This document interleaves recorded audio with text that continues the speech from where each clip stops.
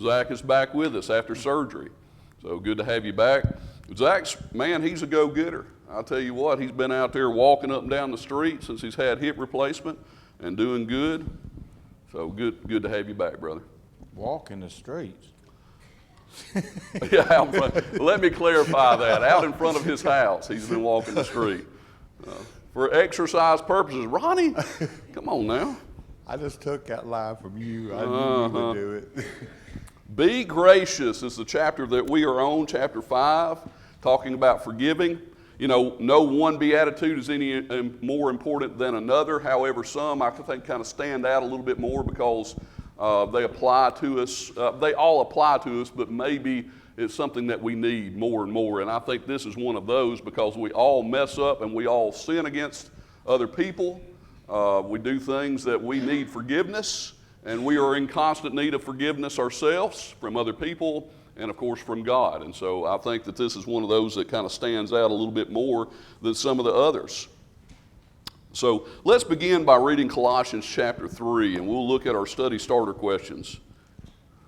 Colossians chapter 3, and you might have already done this. We'll read 12 through 14, and we'll look at that. Anybody want to read that? Colossians 3, 12 through 14.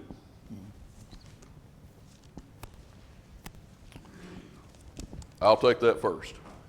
Colossians chapter 3, 12 through 14. It says, therefore, as the elect of God, holy and beloved, put on tender mercies, kindness, humility, meekness, long-suffering, bearing with one another and forgiving one another. If anyone has a complaint against another, even as Christ forgave you, so you also must do. But above all these things, put on love, which is the bond of perfection. Study starter questions to get our brains woke up and thinking a little bit. Colossians chapter 3, 12 through 14, what kind of heart should we have as God's chosen? Anyone? Loving. Loving. All right, so put down there loving. Dan Winkler put compassionate. Same thing, really. Number 2, above all other traits, what will help us have this kind of heart? Does anybody need a book? Y'all need a book? Okay. Be right back. 2, 3.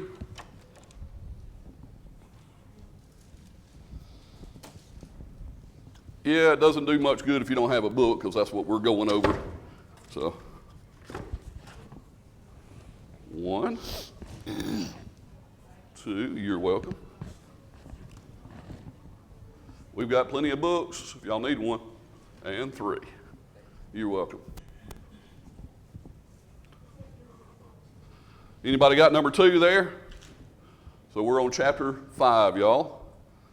Like I said, I've got a different book, so I can't tell you a page number. Somebody else can. Speak up, Barbara. 44. All right. You're about like Steph. I'm like, what? What? Number 2, what's your answer? Love. That'd be correct. So actually, number 1 and number 2 can be love. Of course, like I said, Dan Winkler, the author, put compassionate on number 1. So number 2 is love. All right, number 3, in this passage, some form of the word forgive is used how many times? When do we forgive? I thought this one was kind of unusual. Anybody? Every time we mess up. Well, first of all, how many times is some form of the word love used? Oh, I don't know. Forgiveness. That doesn't sound like a number.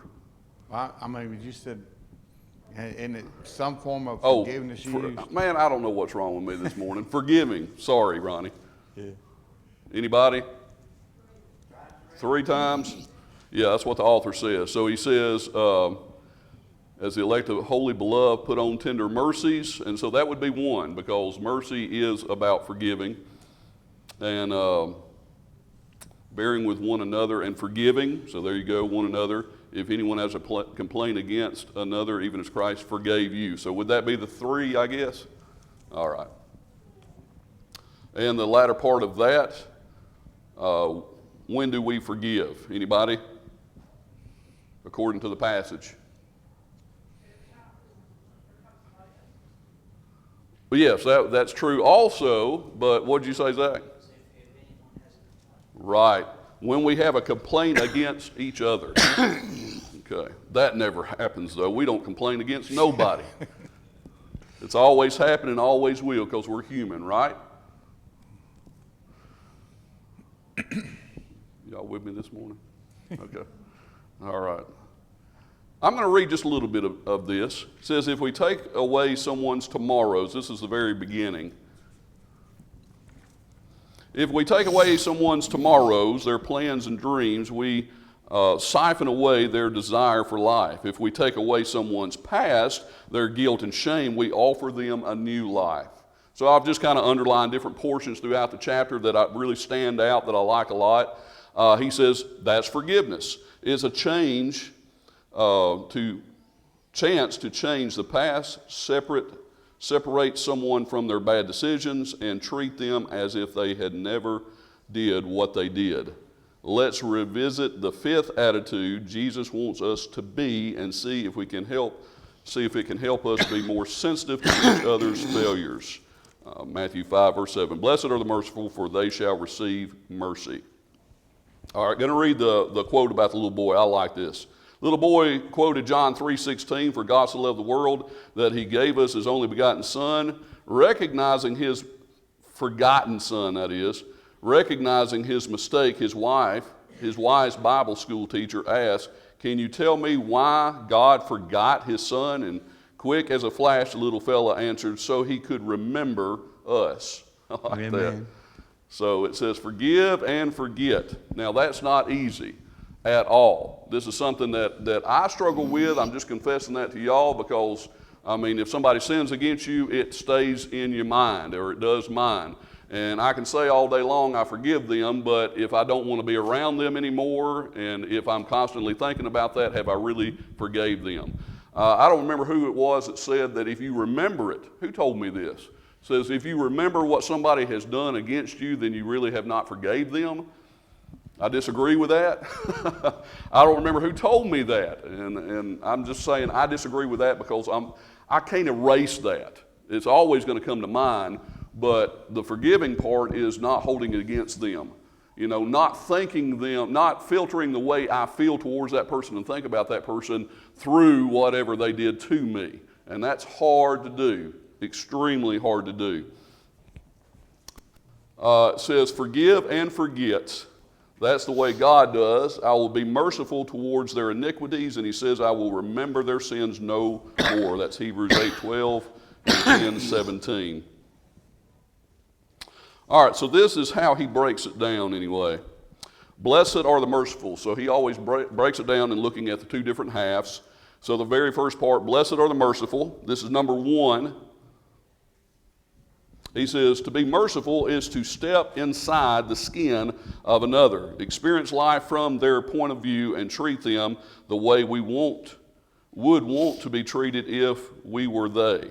To get a better grasp of this beautiful process, look at the company mercy keeps. God repeatedly identifies himself as a God merciful and gracious, slow to anger, and abounding in steadfast love, forgiving iniquity. Mercy is directly connected to grace, patience, love, and the forgiveness of all these virtues make possible. Here's how that works.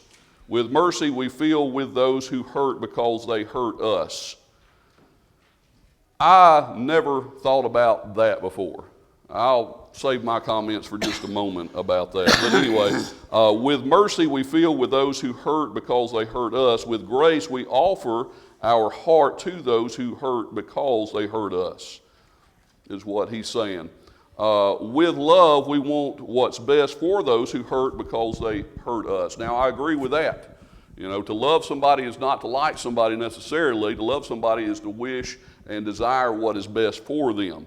So mercy, as I've always said, and this was defined to me a long time ago, and I like it. It makes perfect sense with the original meaning of the word. Mercy is withholding what somebody deserves. So if somebody has sinned against me, then I'm not going to retaliate. I'm not going to get them back. It's withholding that.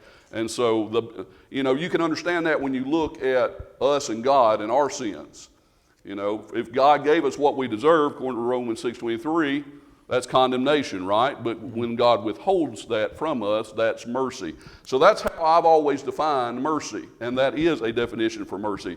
But Dan throws in there also to feel for them, like being empathetic.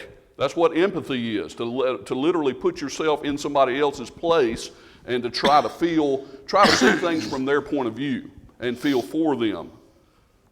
What do y'all think about that, having to do with mercy? I think it's tough. I mean, do you agree with that definition, though? Not necessarily the definition, but I do think that's what you should try to do. You should try to put yourself in that. That's the only way you're going to really be able to forgive them, is to try to put yourself in their place. And why did they do what they did? Okay, well, I can understand that. Kind of, you can't. We don't understand certain things. We don't understand certain evil things because we can't put our mind on that. I mean, we don't think like that. So we got to try to put ourselves in their place to understand why they're doing what they're doing. And maybe, it could be misinformation. They might be Right. upset about something that they're totally ignorant of and stuff. So. All right. Well, I agree with that. I do agree with that. What about y'all? What I like about Dan, one of the things I really like about him and all of his stuff, is he is a word studier. I am too. I love that. And so he usually gets into the original language and looks at that and kind of brings that out. I noticed he didn't do that with this particular one. And in defining it in this fashion, he didn't do that. And so I don't know. I looked at the original, the Greek word and what it means, and I didn't get that from it. And that's why I'm saying that. But I do agree with it. What Ronnie's saying and what Dan's saying is, if you really want to forgive somebody, try your best to put yourself in their shoes to see where they're coming from, because it might be mistaken. They might have a reason why they went off on you or something like that because of something they're dealing with in their life. I call that empathy. Some input. Hey, I don't just go along with a book just because it's a book. I do research myself, and I'm sorry I don't see that as a part of the definition. But I do agree with it in that sense. I like the way Ronnie said that, the way he broke that down. I understand that. Nancy?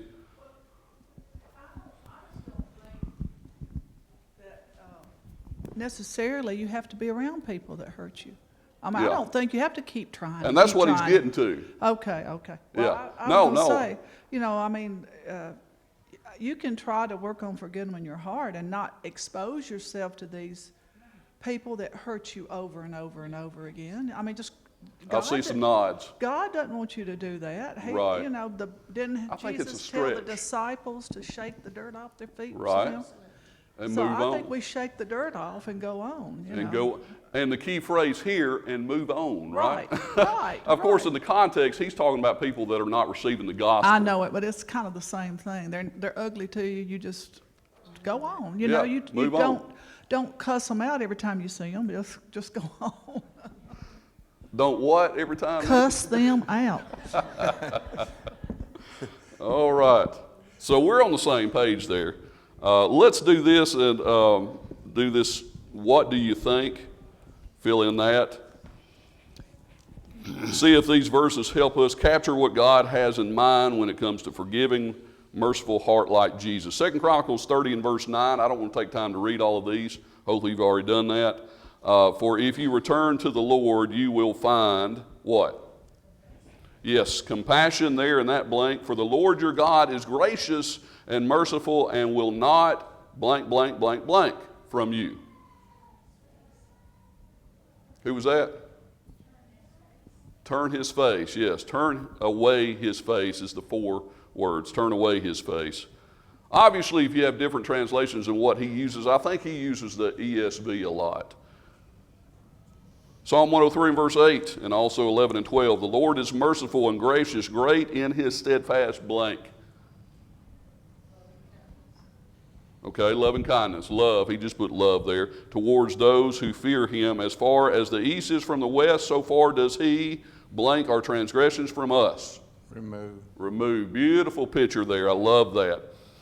Psalm 145 verse 9, the Lord is blank to all, and his mercy is over all that he has made. Good. The Lord is good. So if you don't have these, you can be filling in these blanks. And then Jeremiah 3 and verse 12, I am merciful, declares the Lord, I will blank, blank, blank forever. What was that? Yes. Yep. Not be angry, not keep anger, whatever. So according to his definition, mercy is compassion, being sympathetic. I said I disagree with that, but anyway, that's from the book here. Mercy does not shun people. So he also goes into detail about that, not reading all of that. And once again, we kind of opened that can of worms back there with Nancy. There's a difference between shunning someone and just hanging around them, right? And so I don't think that we should shun somebody and just avoid them all the time and absolutely not want to be around them ever and not even be civil. But that's a world of difference between that and being around that person that has sinned against you all the time. Agree or disagree? Okay. He obviously doesn't feel this way because he did this in forgiveness as well, didn't he? Our last class. He also defined forgiveness in that sense when we did that class as well. Do what? Is he trying to say this is how God does it with us? Well, we are to forgive people as God has forgiven us. Yes. So I mean, how would God shun us? Would he shun us? Shun us? Would he go away from us, or will he? No, he obviously fellowships with us when we take care of our sin in the way that he says to. So right. That's another good point, Ronnie. So I guess if we're forgiving somebody the way that God forgives us. See, that's the hard part about Christianity. It's easy to say, I forgive you and walk away and not never have nothing to do with that person. That's kind of easy. The harder part of that is trying to be more like God and Christ on that and that doesn't mean I do that or, or that we do that, but is that where we ought to try to get to? Okay. Well, I need to grow a lot in that area. How about y'all? I think we all do. I think that's the reason why this is so hard. It's not easy to, it's easy to come to church on Sunday morning, Sunday night, and Wednesday night and do that kind of stuff, but to walk every single day, that's a whole different story. All right, so what I gathered from this, breaking it down, mercy is compassion, being sympathetic. Mercy does not shun people, and mercy does not stay angry. Also, I did get that from this chapter as well. Anybody want to add anything to the definition part, number 1? Good points, Ronnie. Appreciate that. Larry, did you raise your hand? I guess not. I thought you raised your hand. I'm sorry. You didn't have anything to say, did you? Okay, sorry about that. All right, number 2, demonstration of a gracious, forgiving heart. Looking at Jesus here. Ever notice how often we read of Jesus' compassion or mercy walking through the Gospels he felt with those who harassed and were helpless? Gives passages for every one of these, obviously. Those who were sick or broken. Those who were in need, and those who were crushed by grief. His mercy is put on display most of all by his forgiving nature, and emphasis he puts on forgiveness in all of his teaching. And so looking at some examples of that, 1, 2, and 3, in Luke 6 and verse 38, Give, and it will be given to you. Good measure, pressed down, shaken together, running over, will be put into your lap. For with what measure you use it, it will be measured back to you. He says, look at the verses just before that. Love those who mistreated them. So putting everything in context, of course, is what he's saying. And the verses before that, he's talking about people that have mistreated you, that we need to forgive and not be judgmental, and that we need to be merciful like God. And so he concludes by saying he wanted them to know if they gave that kind of compassion to others, others would give it back to them. Luke 6 and verse 38, the passage there, we've used that for what over the years? Teaching what? Giving, usually, whether it's monetary or whether it's something else that you give, it will be given back to you. You can go and see some preaching on TV where they will teach this, that if you send your money in, that you will be blessed. I mean, we've seen that over and over again. The teaching is what comes around goes around, basically. And even though I don't think it's 100% all the time, if you're good to somebody, does that necessarily mean they're going to be good to you? No. No, it doesn't. However, would you say that maybe 8 or 9% of the time, or 80 or 90% of the time, that would be the case? Most of the time when we're good to somebody? More times than not. More times than not. Maybe not as high as 90%, but more times than not. How high that percentage would be, but you're going to have a greater chance of them having responding to you if you respond to them in the right way. Heap coals of fire on their head. All right, so in the context, he's talking about people that are not nice to us, that we need to forgive. And so he's saying basically forgive them, and more than likely they'll be nice to you and forgive you. Do unto others as what?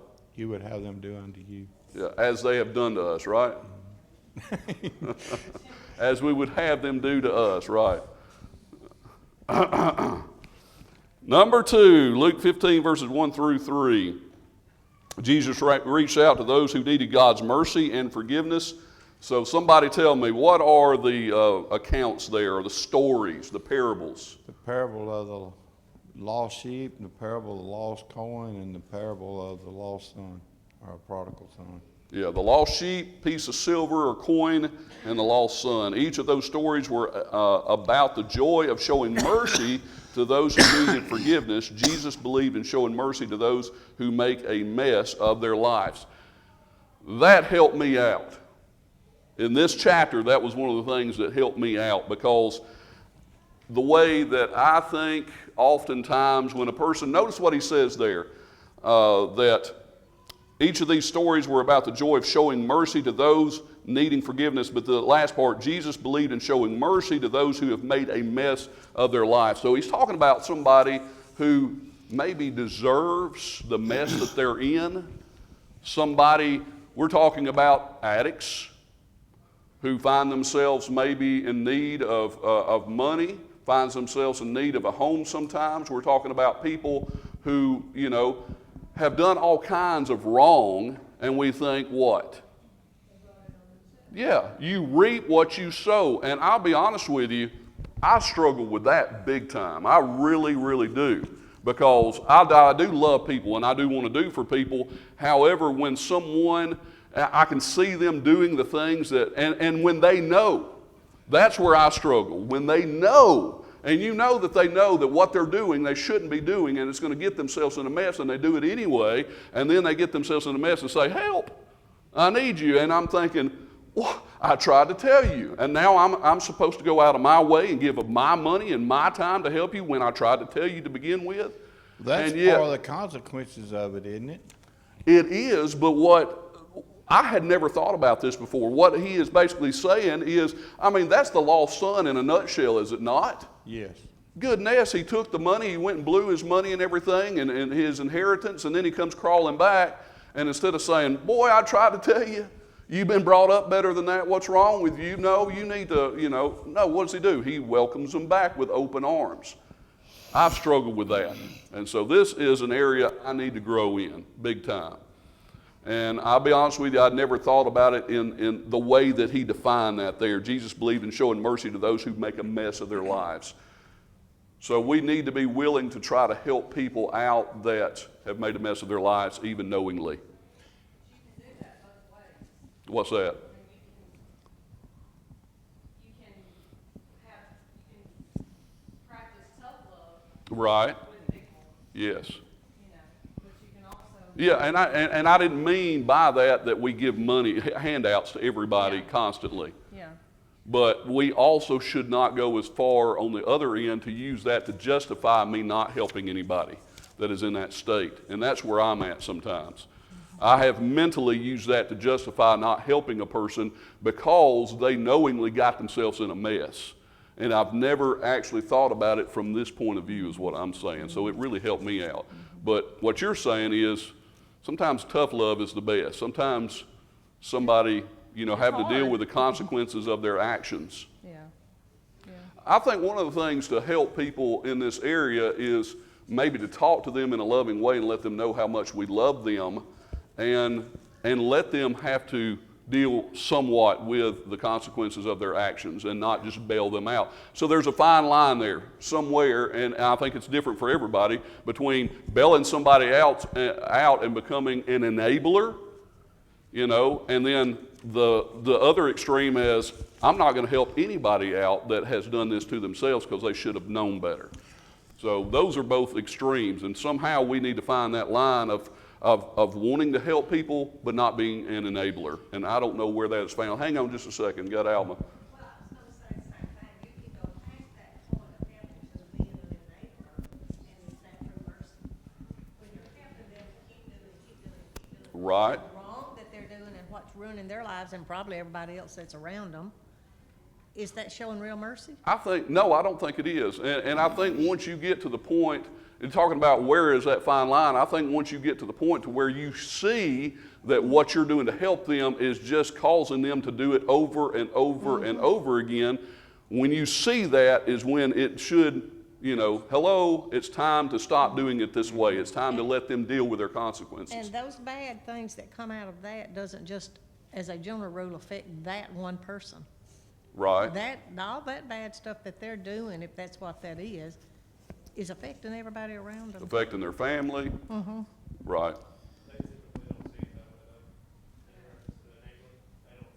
No, of course not. No, they see it as, I need you to bail me out, and you're not doing it. Right. So God help us to find that fine line, really. I do think that every situation is different, and I do believe that prayer is powerful. So I think that we need to go to God in prayer about each and every situation that we find ourselves in when somebody is doing that and sinning against us, and ask God, please help, guide me, to know how to be Christ-like in this relationship and in this situation. It's hard though when you love somebody to keep on, and not letting them continue to do it.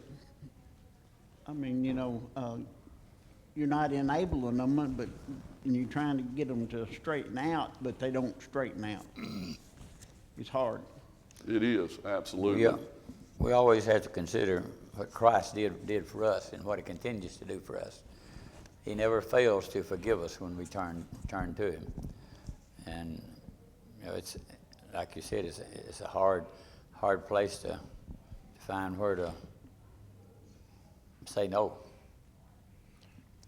Sometimes I think we equate forgiveness with just helping in general, where those are two completely different things. Amen. God forgives us of any sin that we're willing to come to Him and ask for forgiveness, but that doesn't mean He takes the consequences of those sins away, right?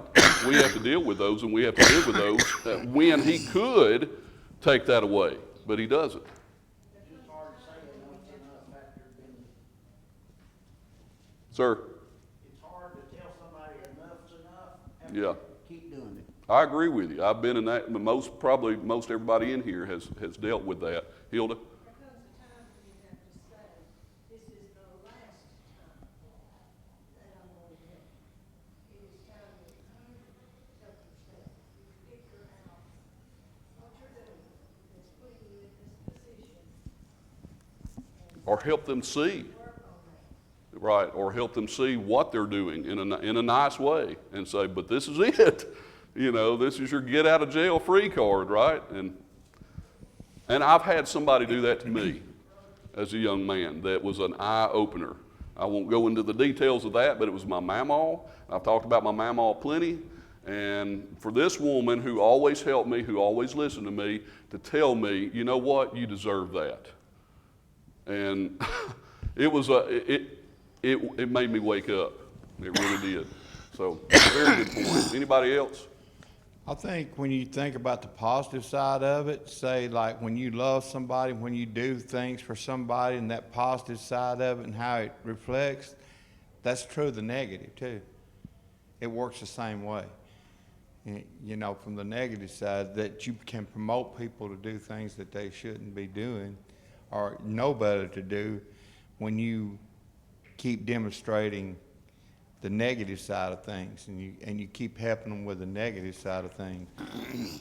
I'm not following you. When you Why? take the positive side of love and what love does and having mercy on people and what kind of influence that has on people, the negative side does the same thing off of it. When you don't show mercy and things, Gotcha. and if you keep showing mercy when they don't, because going back to my original thing, what I said a while ago, now I'm kind of thinking about it, because when you think about Luke 15 there, he's really addressing Pharisees and scribes, and You're right. and he's telling them that you should care about the lost. Is he having mercy on them for that? Or see, he's really coming down on them pretty If you hard. think about the religious people of that day, Right. They did not show mercy. See, And that's one of the things the Lord says, that you've neglected the weightier matters Right. of the law, because they were so much about nitpicky sticklers about every little cross and every T and dot and every I, that they were not having mercy on people and forgiving people. Let's do the what do you think. Did he ring the bell the first time? First one. Let's do it next week. All right. We'll do that one next week.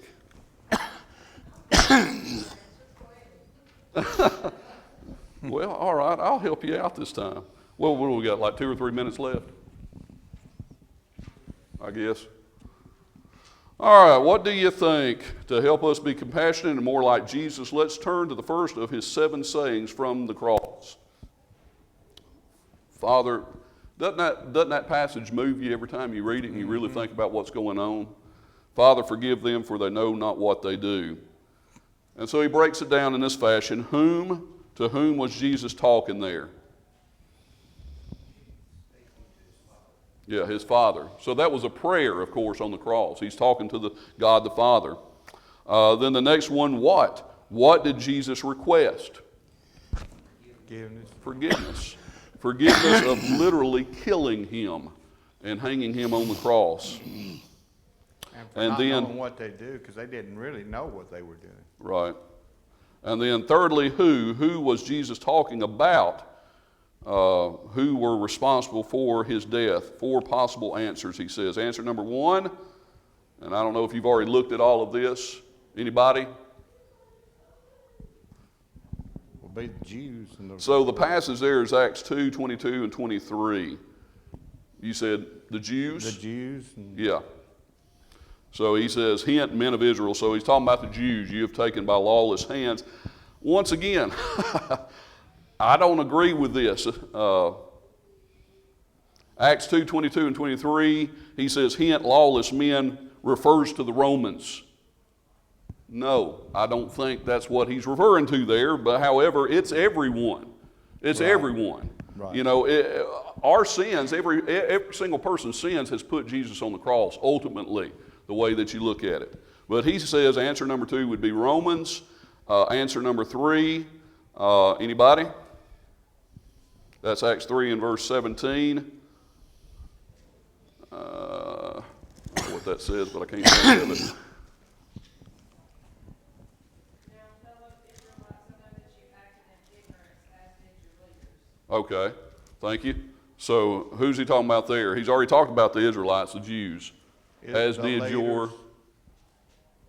Leaders. Okay, so that's that blank. The rulers is what he's got, leaders, rulers. And then answer number 4, all the above. All the above. Second bullet there, Jesus used 3 stories to prove how merciful God is to those broken by life. At the end of each story, joy is felt when one sinner repents. Look into the stories more closely. Who felt this joy? In the parable of the lost sheep, Luke 15, 3 through 7, who is rejoicing when that lost sheep's recovered? The owner of the sheep. Are saints in heaven, or the angels in heaven? Right. Everyone in heaven, that's in that passage there in Luke 15. And then in the parable of the lost piece of silver or the lost coin, who is rejoicing in heaven? The angels. The angels. So all the heavenly hosts are rejoicing anytime that someone is brought back. No matter who they are, no matter what they've done, how often they've done it, we need to be willing to forgive that person because God forgives them. And there's great rejoicing. We need to rejoice. I know that's the end. Have y'all ever felt bad when somebody has been forgiven that has done wrong for so long you think, well, they don't really deserve it, and now they've come to the Lord? No. Yeah, I hope not, but you can think that way when you've seen somebody mess up time and time again, when it's affected you personally. I'm not talking about a stranger necessarily. The hard part is help and enabling them separated. Right. We're trying to help them, but then they're using it as enabling them to do what they don't want to do, what you don't want them to do. Fine line a lot of times. I'll hear books closing, but hey, we're on this. Let me just go ahead and tell you, you can jot it down if you want. In the parable of the lost sheep, that's the last blank there. Luke 15, 11 through 32. That last one is God himself, our Father. If you're filling in that blank, God himself, our Father. All right, so we'll pick up with the prescription next week for forgiving.